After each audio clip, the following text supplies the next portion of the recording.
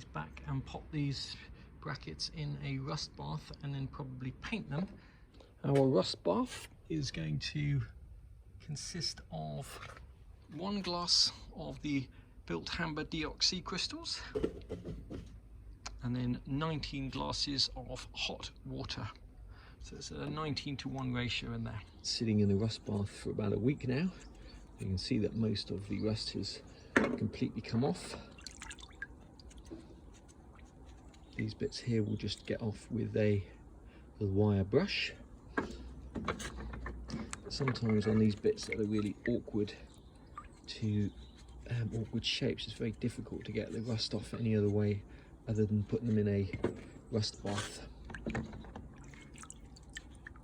these will come up like new now. All the rust has gone off that. Just a tiny bit there which we can just sand off. Then these are ready for paint.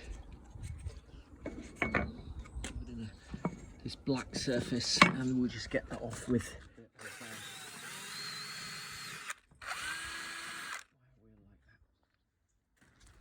you can speed up the derusting process where you've got deeper pits of rust just by grinding that out with these little carbide burrs. You can get a set of these from eBay for about £6, £7, £8, £9, £10, something like that, and that'll save you keeping this in the rust bath for weeks just to get rid of some of the really deeply pitted bits. These hinges are back to bare metal now, and we're just going to spray them with some Eastwood rust encapsulator just to protect them, stop them tarnishing, and then we'll go over that with a coat of Eastwood Extreme Chassis Black. Light coats of this stuff. Subframe mount brackets, pretty rusty when they came off the car, and while the subframe is being powder coated, we will put these in a rust bath just to help the rust bath along a little bit. If you get a wire wheel to take all the loose rust off, that will speed up the process, and then we'll stick them in there for a couple of weeks or a week or so, and they should be good as new when they come out ready for paint. This is what they looked like before. We've got 19 glasses of boiling water in there, and we're just going to pop these in now. I'm sitting in the rust bath for a couple of days. You can see a lot of the rust is gone. There's still some bits on there. A lot of that will come off with a wire wheel, and the back is slightly rustier, and that's what it ends up looking like. Just using a wire wheel and a carbide burr to grind out some of the deeper pitted rusted parts. After a couple of days in the rust bath, these have come out completely rust free. Just been over them with a wire wheel, and now it's time to spray them up with rust encapsulator, and then we'll finish them with Extreme Chassis Black later. And now we're just going over it with a couple of coats of Eastwood Extreme Chassis Black. All in the rust bath.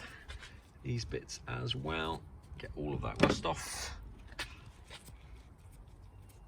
and get them looking like new.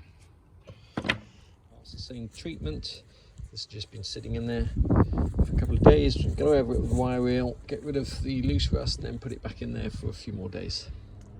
These emergency brake parts here have come out really nice. They're just done in the rust encapsulator. You could, if you wanted to, which I think we will, go over with the Extreme Chassis Black just to give them some extra protection. But the good thing about that rust encapsulator is you can just leave it like that as the finished product.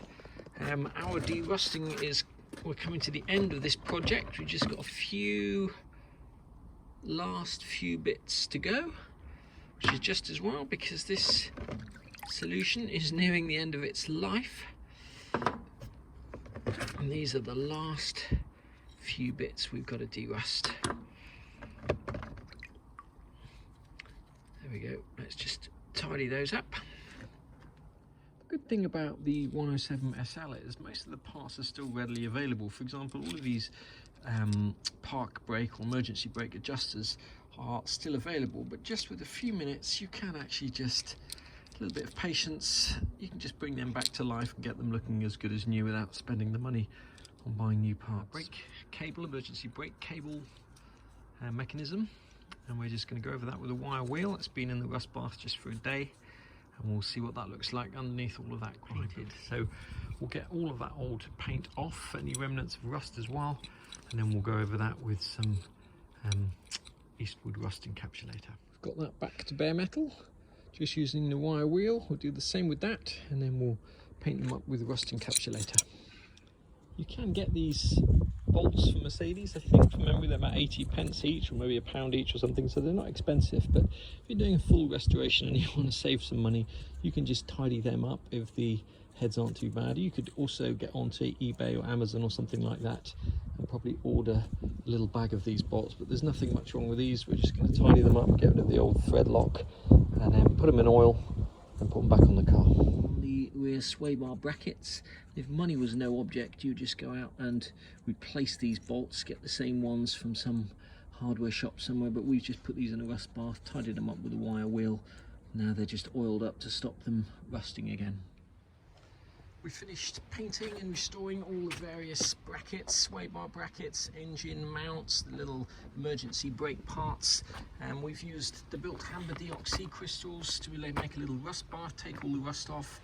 Then we've gone over them with a selection of wire wheels and, where necessary, carbide burr. These we've just undercoated and primed with Eastwood rust encapsulator, and then we've gone over them with the extreme chassis black. That'll protect it from the elements.